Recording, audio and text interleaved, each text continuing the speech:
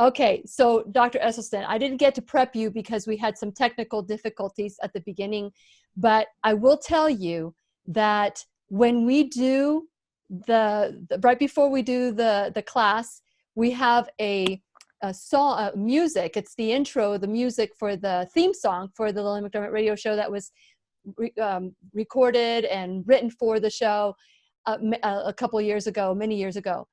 Your son, Rip, and your daughter, Jane, have the prize for the best dancers in the classroom. Yeah. Rip just ripped. Yeah. I mean, he was just all over the place. Yeah. So we need to get him back so he can do his moves again. But they say fruit doesn't fall that far from the tree. So I don't know where they got their moves, but I think that maybe they got them from you, right? Oh, no. You're dreaming. Perhaps maybe they got him from Anne. Okay, so today we are going to be speaking and learning. Our teacher today is Dr. Caldwell Esselstyn. He stole my heart back when Forks Over Knives came out, and now there's a new documentary called Game Changers. And so we're going to talk a little bit about that, and also always how to reverse disease and prevent it.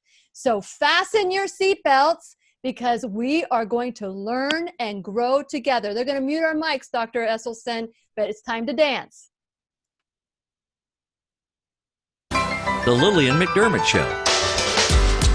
We love, we fear, bridges we burn, we make mistakes, then we live and learn. When life gets tough, and it seems like your best ain't good enough. If you're in need of hope, you know where I'll be right here. Right here, and when you need a friend, you can count on me. I'll be right here, waiting for you.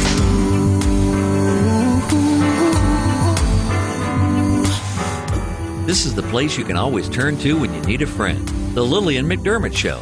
To reach out to Lillian, visit her on the web at whenyouneedafriend.com. Now let's all learn together. Here's Lillian McDermott. Hello, my listening and my viewing friends.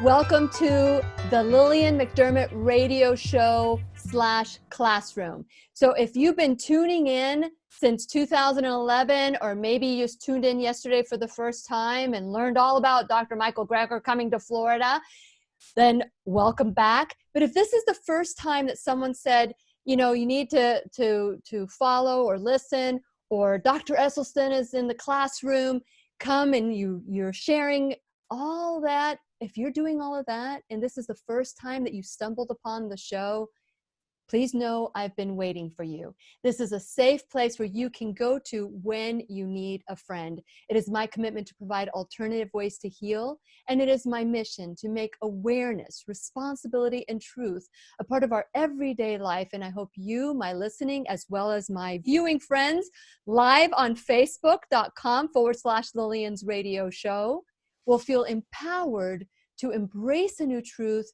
and live the life of your dream, your best life naturally. What that looks for you is whatever it looks like for you.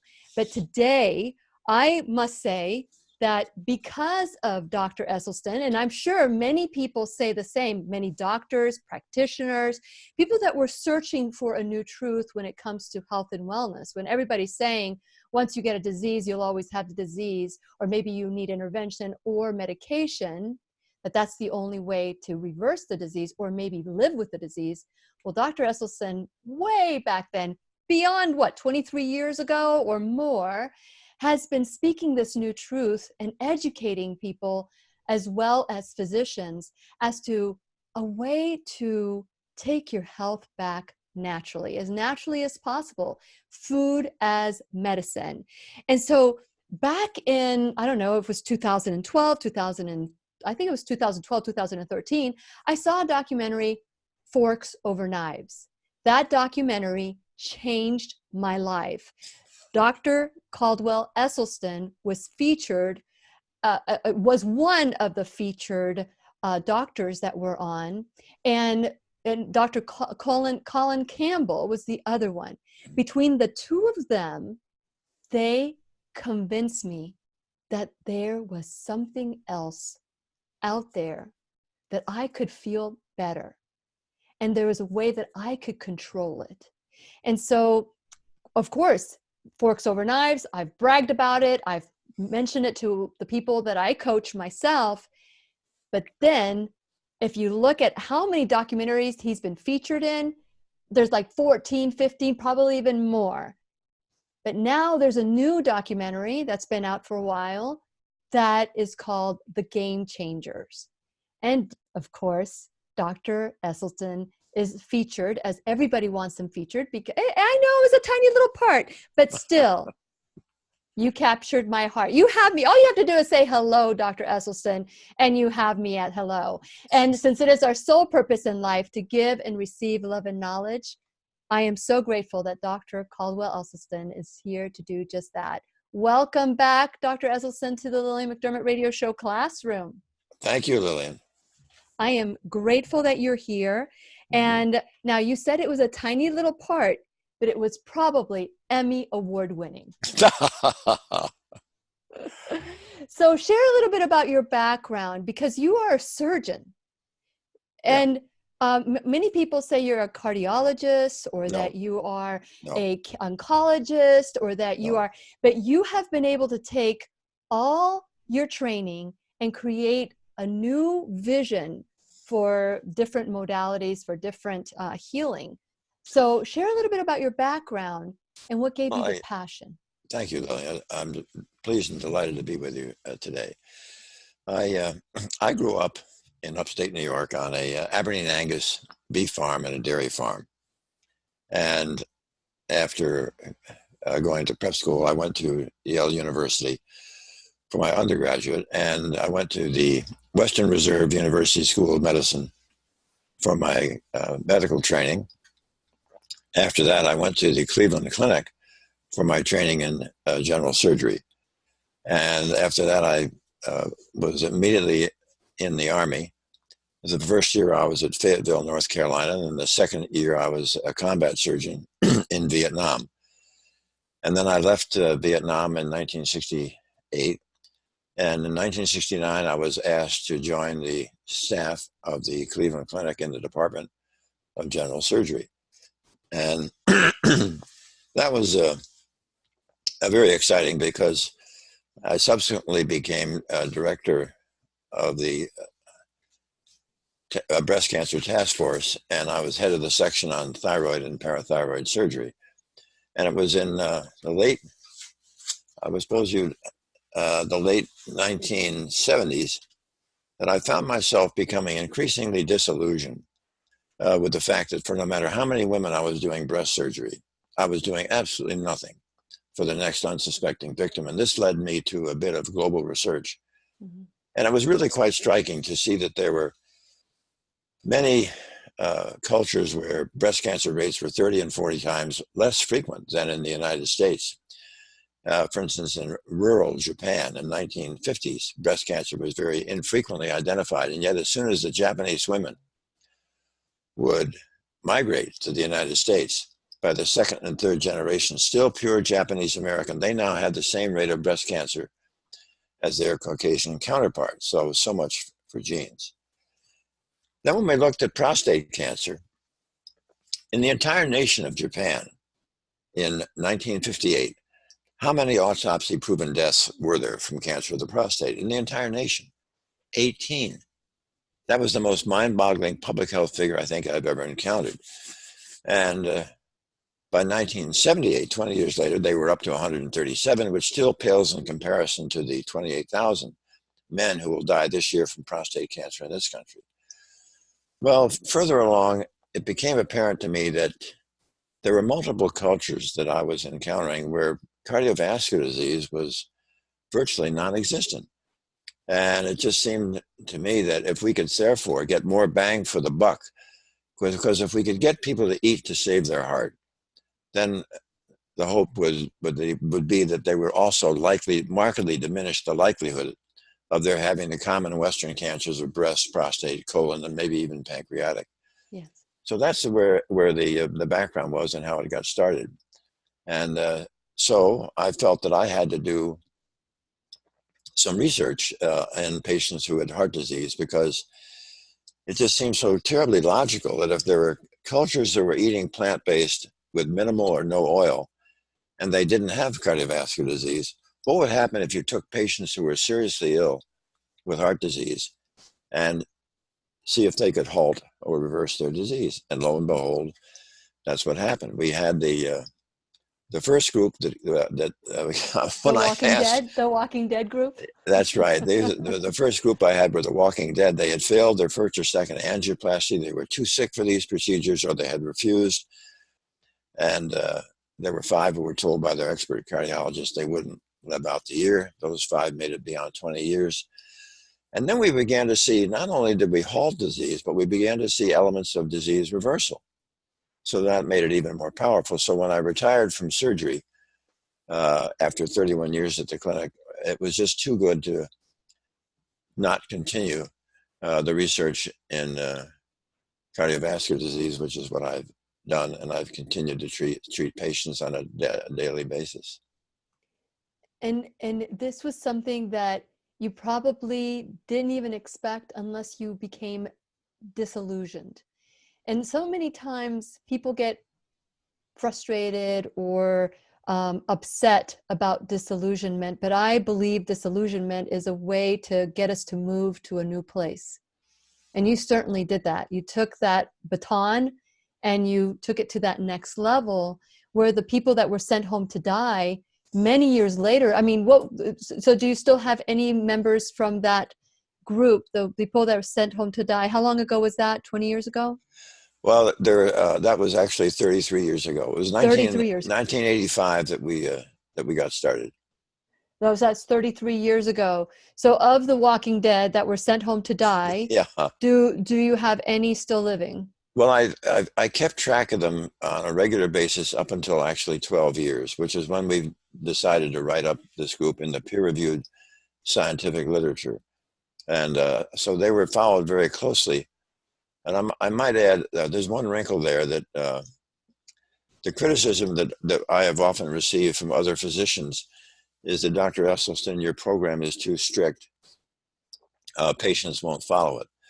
Well, I was concerned when I first started with this group as to how I would get adherence or compliance, if you will. Yeah.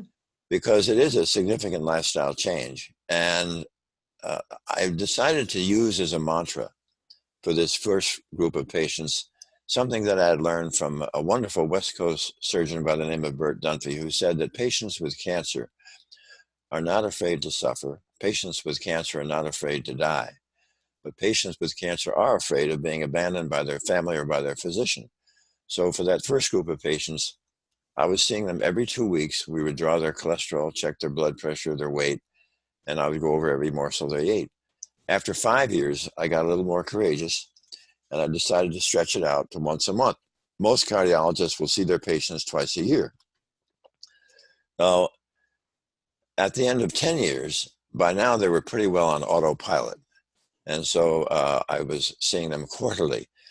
But then at 12 years, I decided it was time to write them up, because by then they were at least one of the longest, if not the longest, follow-up of any group of patients seriously ill with heart disease who had this type of approach, because really nobody else was doing this early except Dean Ornish, who we consider really such a wonderful colleague.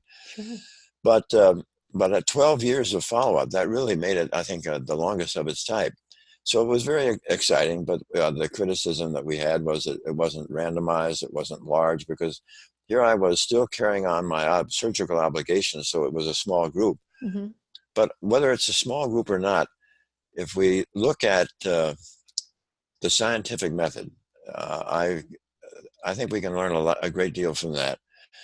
And the scientific method was best defined, I think, by Richard Feynman, who was a Nobel laureate, who at the time that he received his Nobel Prize, he said, the scientific method is thus.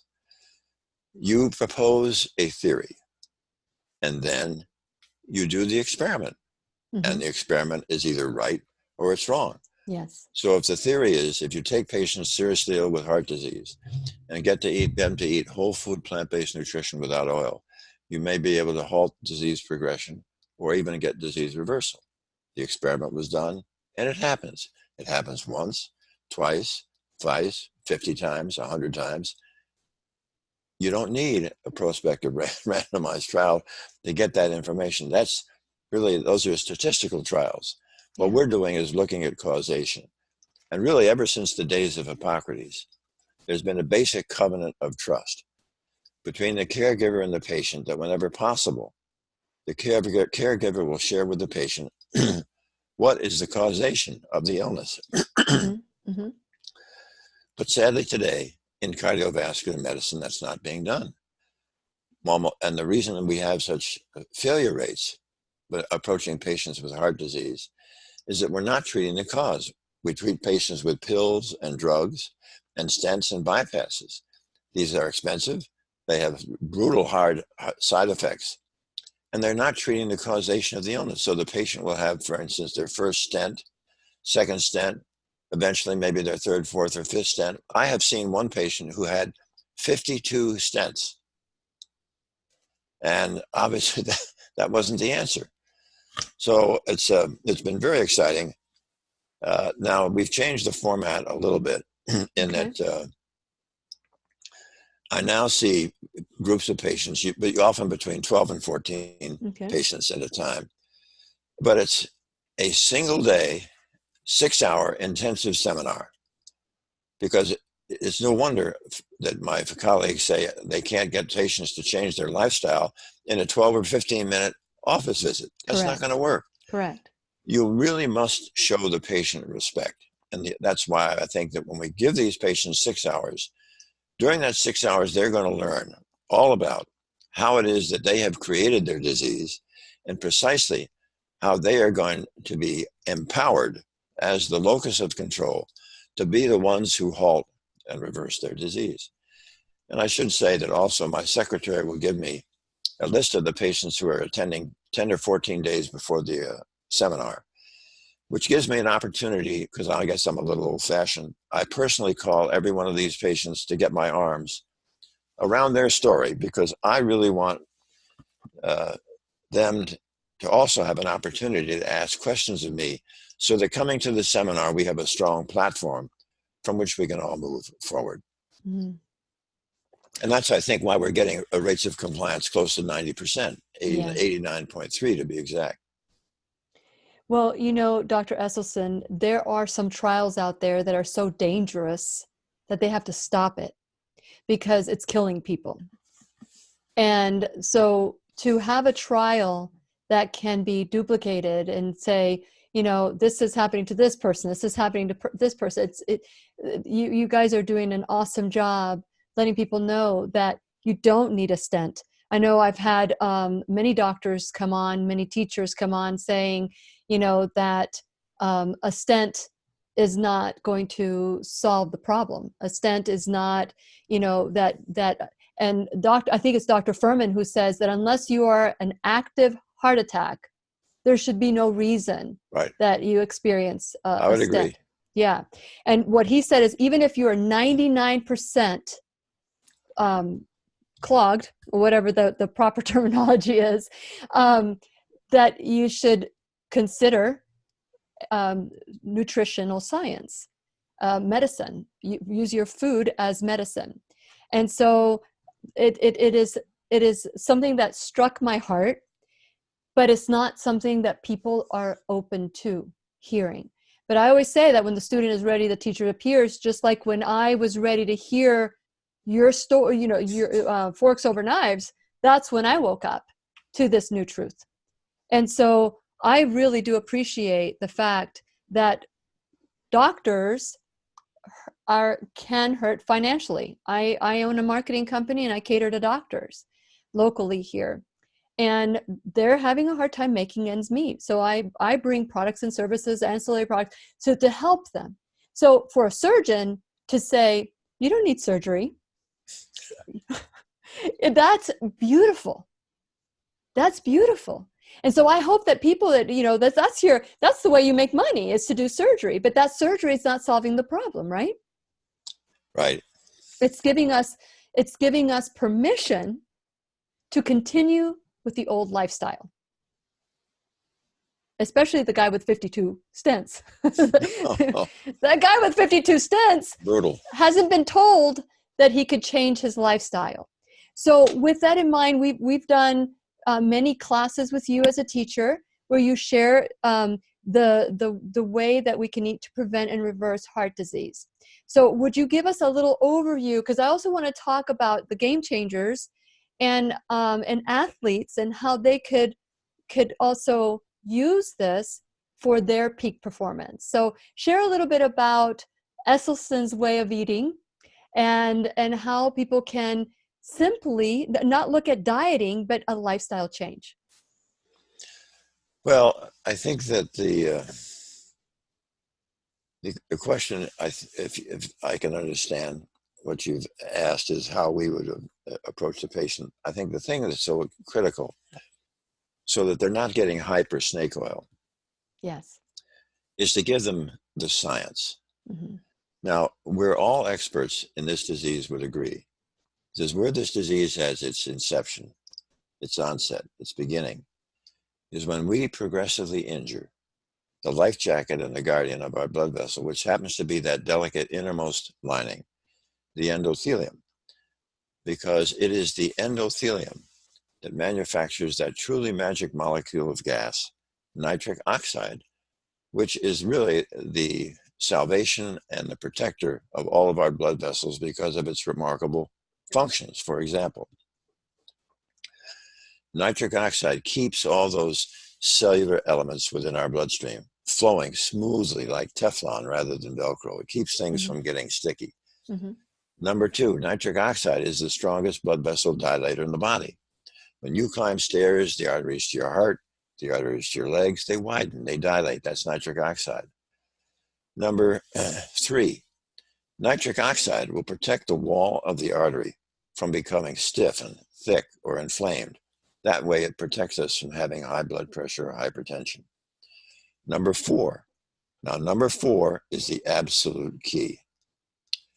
A safe and normal amount of nitric oxide will protect us all from having blockages and plaque, all right? Whether you're from London, Berlin, Chicago, New York, or New York City, or Orlando. If you have heart disease, it is because by now, in the previous decades, you have so seriously trashed, injured, and compromised the capacity of your endothelial cells to make nitric oxide, you don't have enough to protect yourself from making blockages and plaque. But the good news here is this is not a malignancy. This is a completely benign foodborne illness.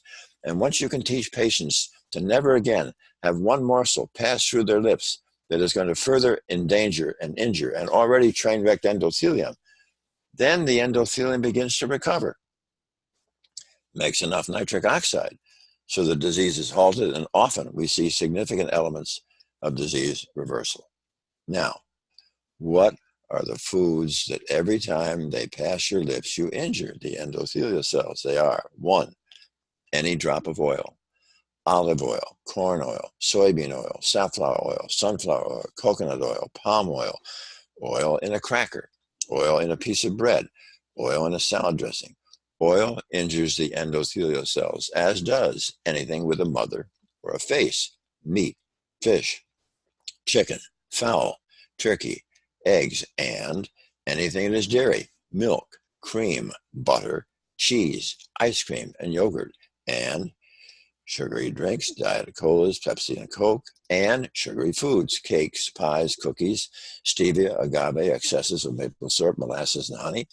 And I don't like peanut butter, cashew sauce, nuts, and I don't like the avocado, too much saturated fat, or coffee with caffeine. Now, what are you going to eat? You're going to sing my song? all those wonderful, wonderful whole grains for your cereal, bread, pasta, rolls, and bagels.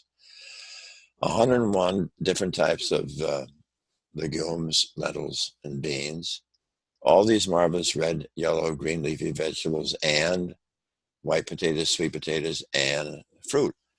And there are many, many recipes in our book and many other books that now cater to whole food, plant-based nutrition with really a full roster of marvelous recipes that are just absolutely terrific. Yeah. So yeah. Now there's one little wrinkle that we've added just in the last 8 years that I think is really quite important.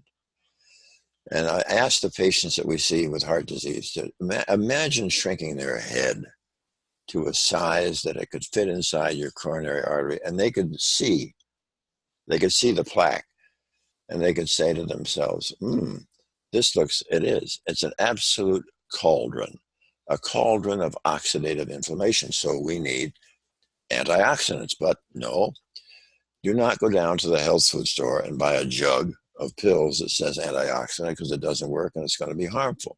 Mm-hmm. You're going to get your antioxidants from food. Fair enough. What food? Food that is high in what we call ORAC value, ORAC, oxygen radical absorptive capacity.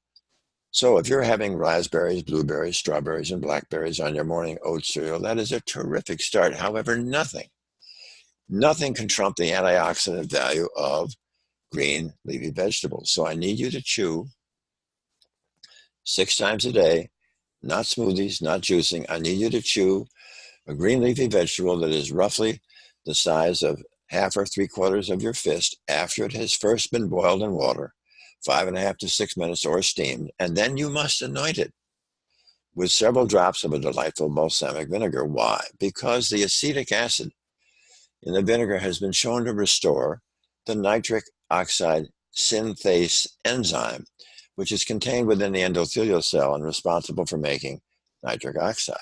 So you're going to then chew this alongside your breakfast cereal, alongside your mid-morning snack, with your lunch and sandwich. That's 3. Mid-afternoon, 4. Dinner time, 5. And I adore it when you have that evening snack of kale. 6? What are you doing? All day long, you are basking and bathing that horrible oxidative cauldron of inflammation with nature's most powerful antioxidant. And the other thing that chewing the greens does, it restores the ability of your bone marrow to make the endothelial progenitor cells, which do what? They replace your senescent, injured, worn out endothelial cells. And the third thing that chewing the greens does, when you are chewing a green, in your mouth, you are chewing a nitrate.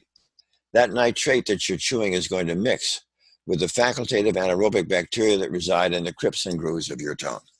Those bacteria are going to reduce the nitrate you're chewing to a nitrite.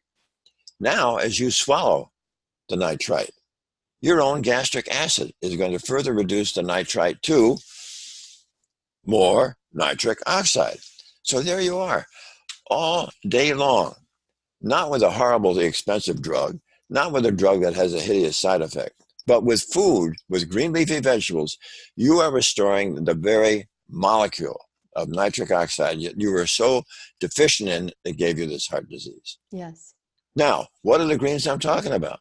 They are bok choy, Swiss chard, kale, collards, collard green, beet greens, mustard green, turnip greens, Napa cabbage, Brussels sprouts, broccoli, cauliflower, cilantro, parsley, spinach, and arugula and asparagus. And the top 5 are kale, Swiss chard, spinach, arugula, and beet greens. Not beet sugar, because there's a lot of people thinking, oh, I'm getting my beets with beet sugar. So that's not the same. So I want to remind all of you who are watching, and this is your reward for watching live. If you have a question for Dr. Esselstyn, type in a Q and write your question there, and we'll address it during the broadcast, during the class. So Dr. Esselstyn, it seems like people tune out if they're not ready, and they say, give me the pill. And of course, my registered service mark is you can take a pill, you can take responsibility. It's not that I'm against the pill. I am for doing everything we possibly can. And I know that you've said it many times, not just in the classroom, but many times, that people have accused this to being radical. And you have also compared the surgery to radicals. So would you like to share a little bit about that? Well, I don't think there's really much to say about that, except that let's do this. Put your hand right here for a minute, and that's the level of nitric oxide that you have in your body, let's say when you're 8 years old. Okay. All right? Boy, you're right up there at the sky level. And who ever heard of somebody, a girl or a boy at age 8, having coronary artery heart disease and a heart attack? No. Yeah. There's your level of nitric oxide right there. Mm-hmm. But now, suddenly what happens is you blink your eyes and you're 24 years old. Mm-hmm. Now, let's just say that sadly, somebody at your age, 24, gets hit by a bus and they die and they get autopsied, and there they are already in the coronary arteries. You can see there the disease is already underway. Not enough for any cardiac event yet. But then, look, my hand is down at my navel. Here's somebody 48 years of age. I get a phone call. Dr. Esselstyn, 2 weeks ago, I had a heart attack. But you'd be proud of me. I heard about you and I've started your diet and I'm following it 80%. And my answer is, I have no idea whose diet you're following, but that certainly is mine. What you have told me is this. You had such a horrible 48 years in eating trash that you destroyed your ability of the nitric oxide to be manufactured by those endothelial cells, so that you got so low, you didn't have enough to protect yourself from a heart attack. Now what you're telling me is, on top of that, 20% of the time, you are still trying to further destroy some residual endothelial cells so you can have a second heart attack. That is not our program. Correct.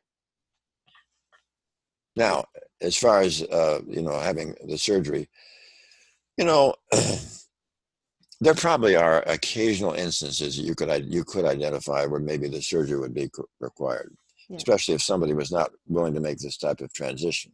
Correct. The downsides of surgery compared to eating plants, let's compare those. If you eat plants, there's no mortality with that. You don't kill yourself eating delicious, wonderful, whole food, plant-based nutrition. However, one of the side effects of heart operation is you can die. I mean, all of us who are surgeons certainly recognize that. Probably the mortality is not much more than 2 or 3%, but as you operate people who are older, in their 70s, that goes up to 4 or 5%, and when it's over 80, it may be as high as 8% chance of death. Yeah. Then you ask, what are we doing? Well, they're taking the veins, often veins from the leg, and they're putting them into the arterial circulation. Now, the veins are beautifully designed to be in the low pressure vein system. When you take the vein out of the leg and put it into the arterial circulation of the heart, they fail. Some will, a matter of fact, Duke did a very interesting study of over 3,000 patients. They wanted to see how long the veins would last. And if the vein was stripped out of the leg, the failure rate was 46% at 12 to 18 months.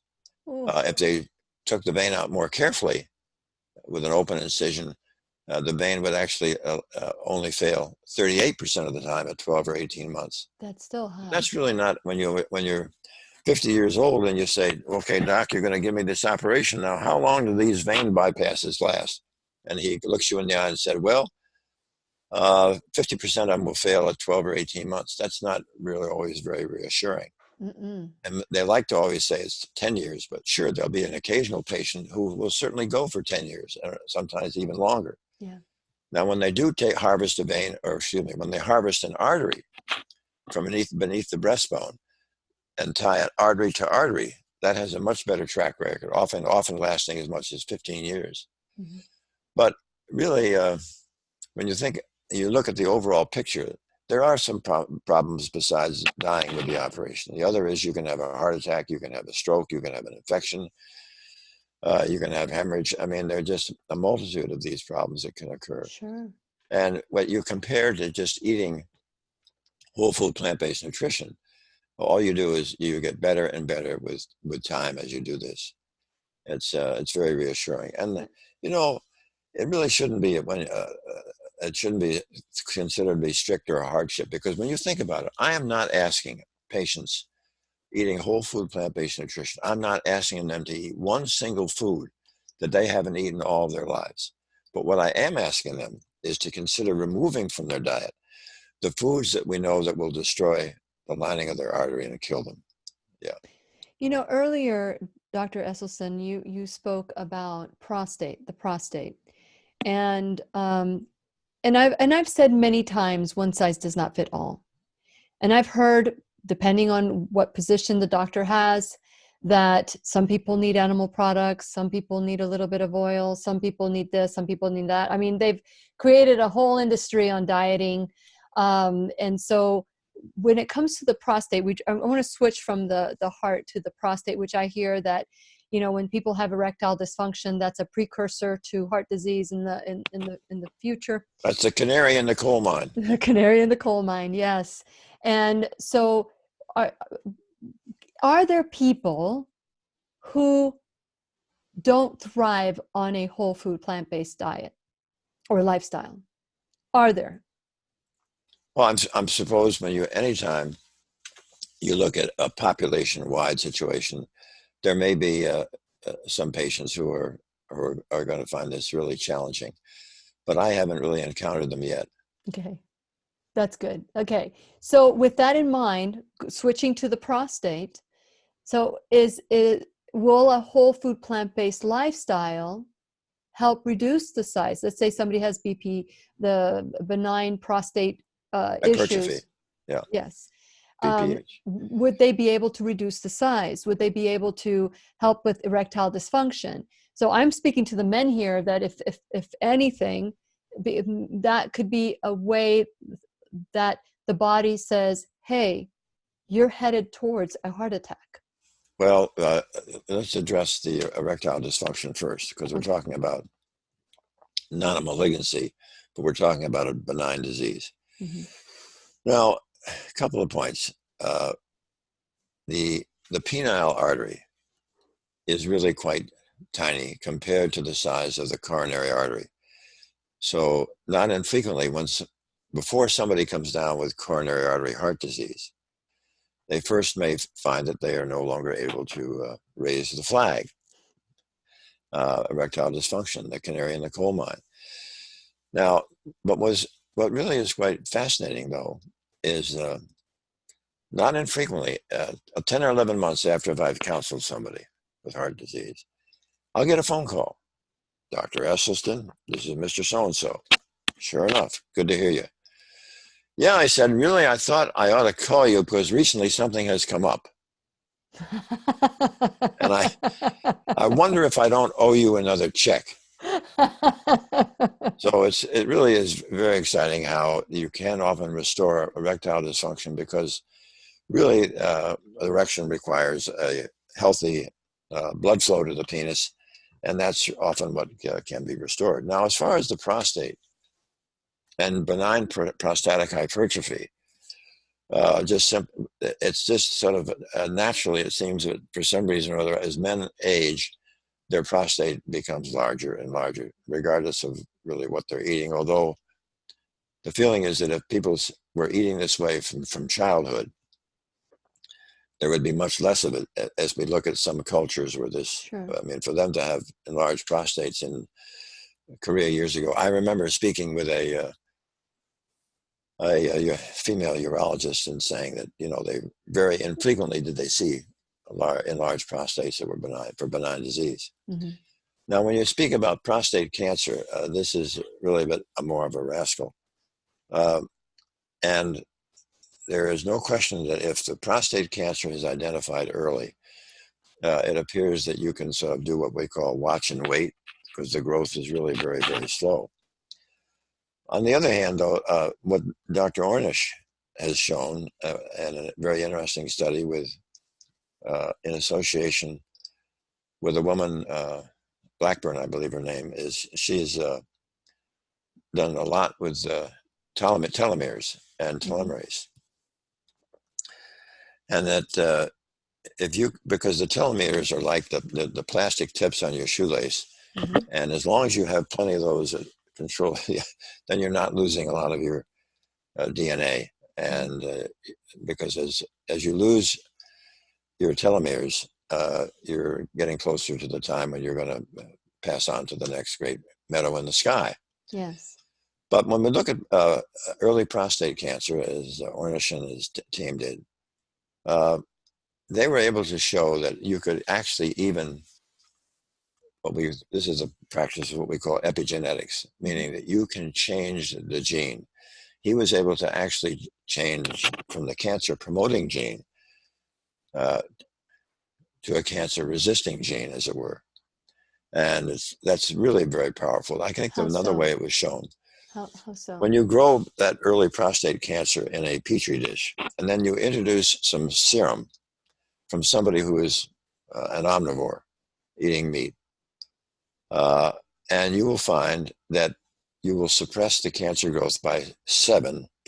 However, if you introduce the serum to this cancer preparation from somebody who's totally plant-based, it inhibits cancer growth by over 70%. Wow.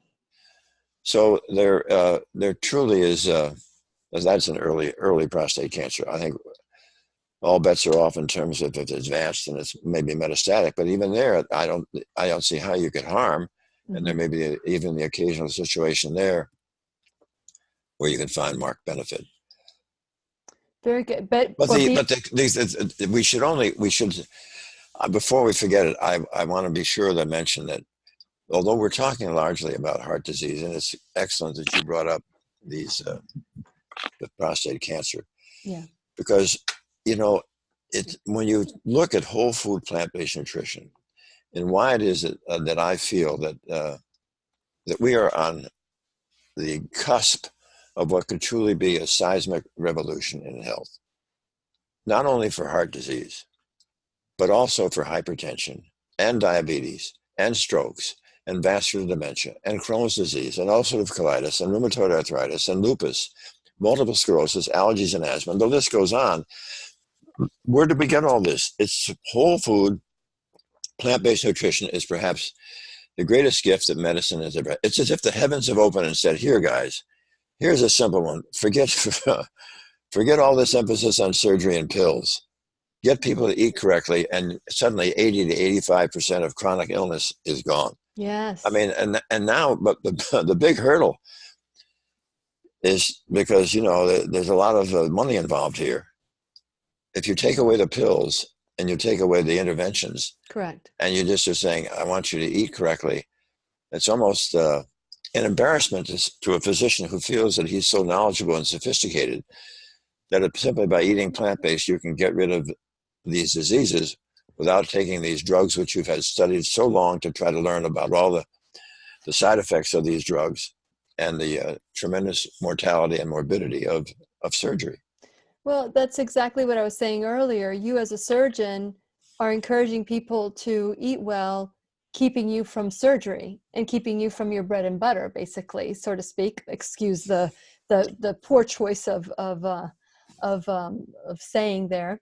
But when you're saying when a doctor is counseling the patient, many of them are in worse shape than the patient. So when they say, oh, you need to eat well, they don't follow up with how, or they don't know how. They don't know how. They don't know how because they've never had any education about nutrition in medical school or their postgraduate training.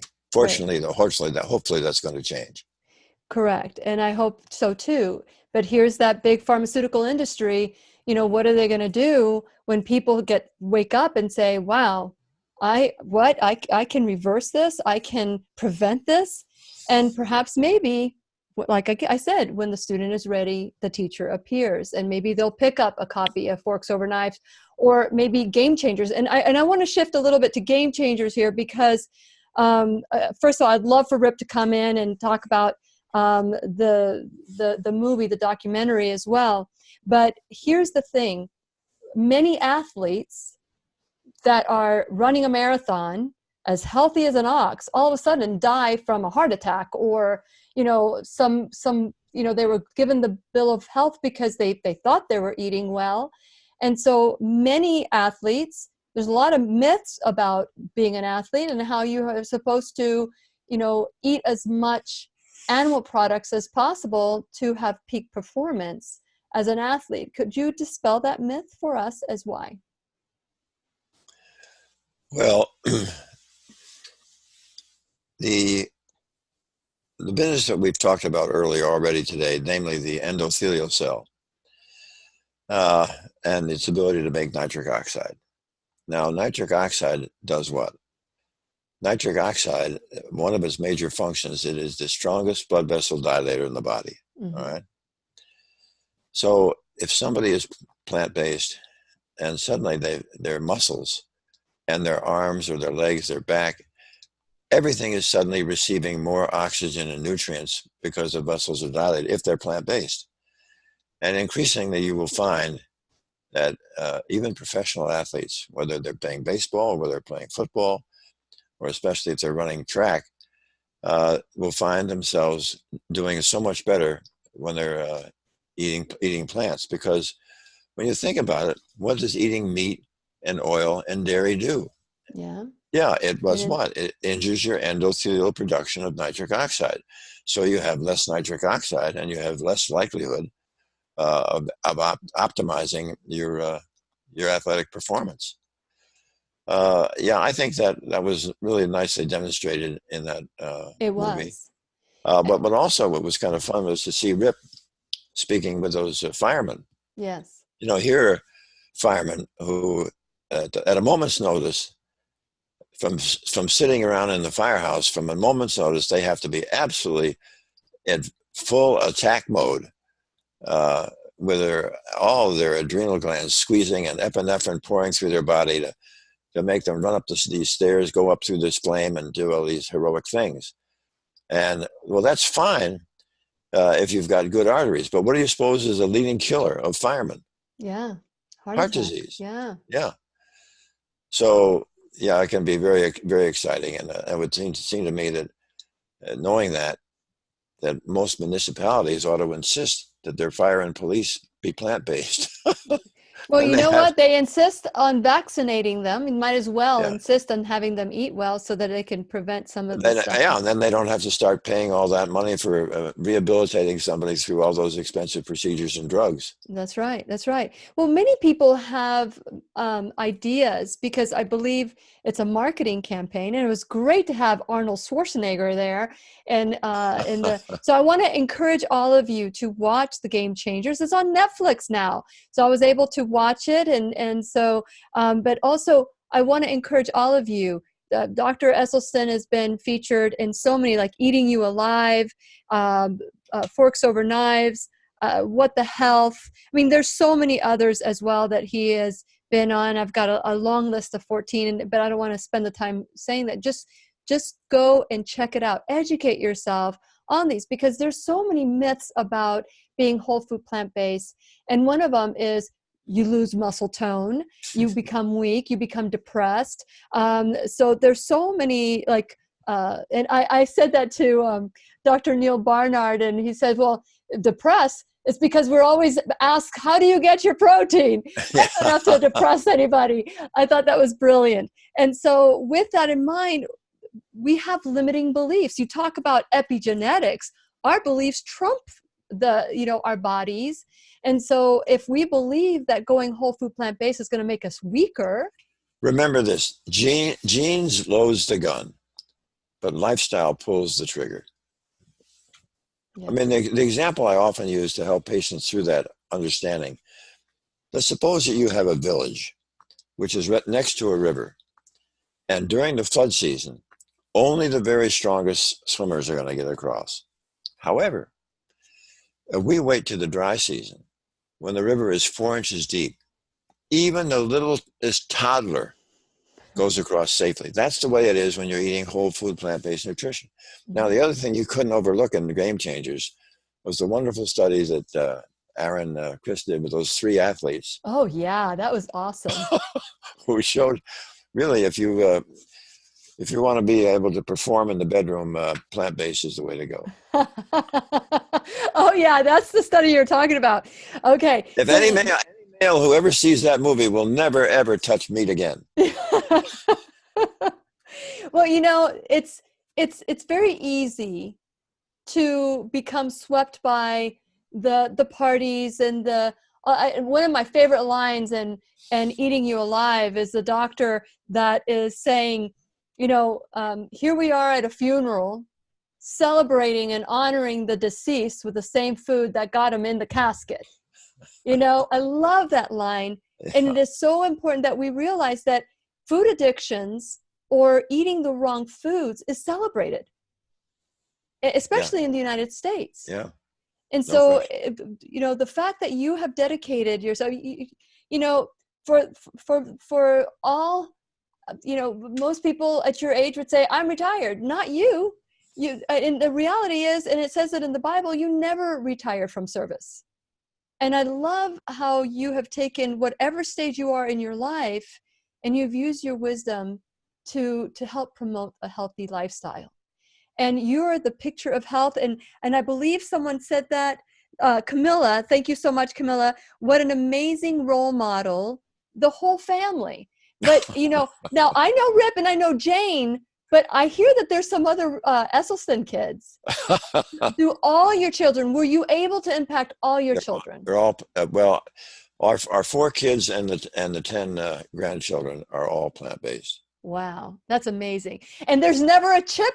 There's never a chip, or do you guys bake? Well, no, I think the greatest gift that we gave our kids was to give them an understanding of plant-based nutrition, because otherwise, if you look at our health history, when you look at my wife's parents, my parents, the grandparents, and so forth, it is just horrible. I mean, all the usual things, the diabetes, the cancers, the high blood pressure, the strokes, heart attacks, it's all there. And we want to change that pattern. You are a paradigm shifter. It's called a generational pattern shifter. And we can become our family's generational pattern shifter, which is where we stop the belief that because my parents had diabetes and the parents before them and the parents before them, that means I have to get it.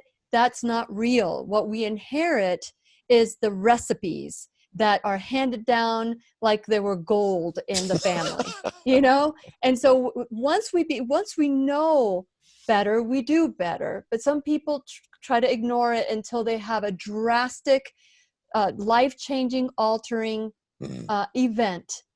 And so I think that from this class setting, I hope that people will be curious, that our listeners will be curious. Also, I have to acknowledge my sponsors, because without my sponsors, there would be no class.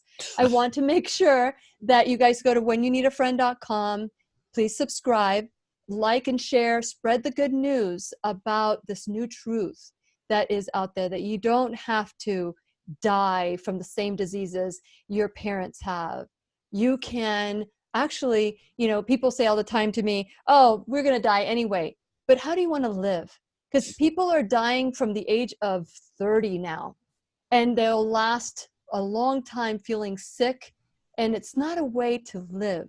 So how do you want to live? So my sponsors for the classroom have taken a stand and said, we believe in this. So I want to invite you to, when you go to whenyouneedafriend.com and subscribe, that when you get lots of free gifts and all that, that you also check out my sponsors like Liberty Health Share, Keep Me Safe Organics, First Alternative Care, Dr. Stephen Grable, the Pharmacy in Merritt Island, Live Longer Medical in India Atlantic. And you too can become an enrolled student of the classroom and help this information get out there. It is so important that we take our health back, because we have been lied to. And I don't believe, Dr. Esselstyn, it's intentional by our parents and our doctors. I think it's intentional by the bigger industries like pharmaceutical, foods, and all these things that seduce us and addict us with a single bite. So I want to acknowledge you, Dr. Esselstyn, for the work that you're doing still after all these years. when you could be doing anything, anywhere around the world, you chose to be here today. And I'm so grateful to you. And I know that everybody who will listen, pick up this broadcast later on, the class, they too will start considering. Is there anything that you would like to say before we go? We only have about an hour. And by the way, Dr. Esselstyn is dresselstyn.com if you want to learn more. Is there anything like you want to give hope to anybody who's listening? Well, I think what you're doing with your show, and what I think really what we have to do as a profession, is really have the will and the grit and the determination to share with the public what is the lifestyle, and most specifically, what is the nutritional literacy what will empower them as the locus of control to absolutely annihilate chronic illness. I love it. I love it. Thank you. And we're going to finish up the podcast. So we're going to, if there are any questions, maybe answer a few questions. But Dr. Esselstyn, you're my superhero with a cape. You keep looking younger every time I see you. Yeah. And you've done well done, thy good and faithful servant. Please remember, we'll be right here waiting for you worldwide at whenyouneedafriend.com. This is Lillian McDermott and Dr. Caldwell Esselstyn wishing you love, peace, joy, and unexpected abundance. Make it the best day ever. Here we go. The opinions and advice expressed on the Lillian McDermott radio show are intended for the individual callers and guests on the program and are presented to our wider audience solely for general educational purposes. Please act responsibly and consult personally with your own medical, psychological, or nutritional expert before taking any steps to improve your life. Okay, Dr. Esselstyn, I'm sorry about that. I wasn't able to prep you during the class, before the class. So I want to give you an opportunity to finish your thought if you had anything else that you wanted to say. No, that was my opportunity, and I took it. And I think I said what I wanted to say. Very good. And so I just wanted to share some of the Leon and Gail Upward wanted to say, hey, doctor, thank you for what you have done. You're the reason I don't need meds anymore, and the reason my wife doesn't have cancer anymore.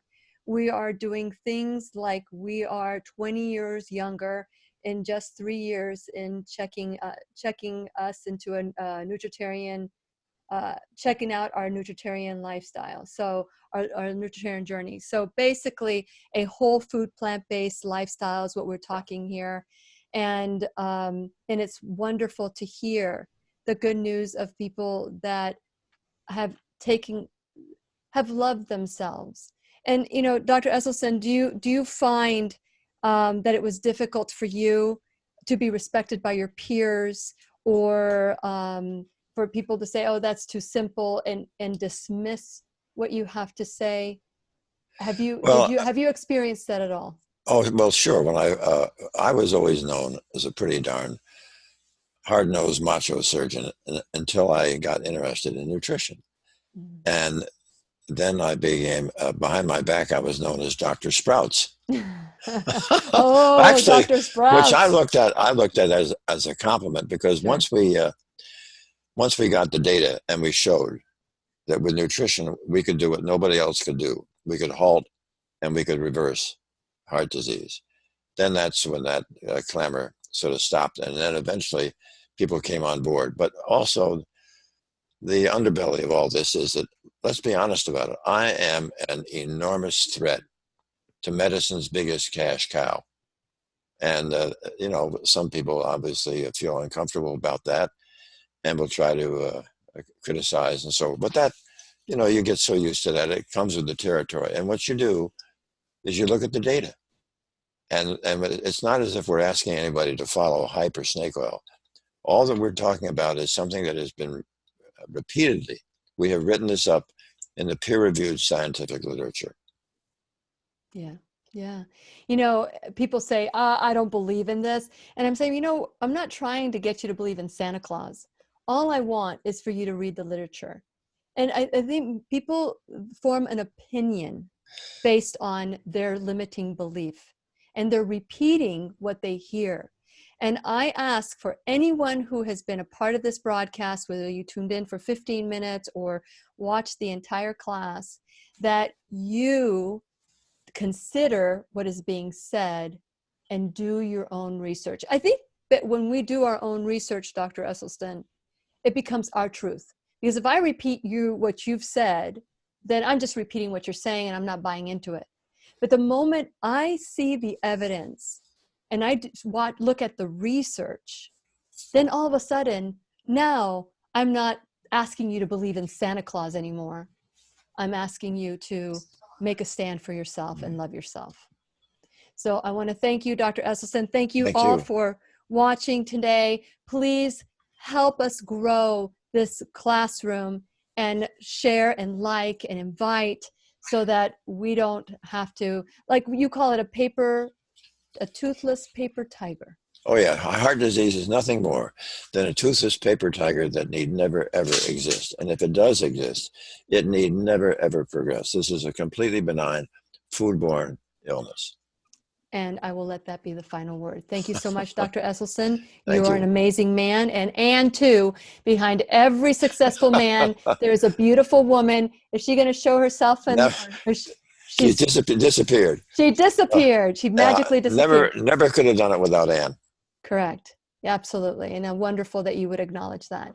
And so we're going to say goodbye to Facebook and on YouTube. I am so glad that you guys stayed on till the bitter end. So please like and share so that we can get this information out there. We'll see you soon. Say goodbye, Dr. Esselstyn. Yep.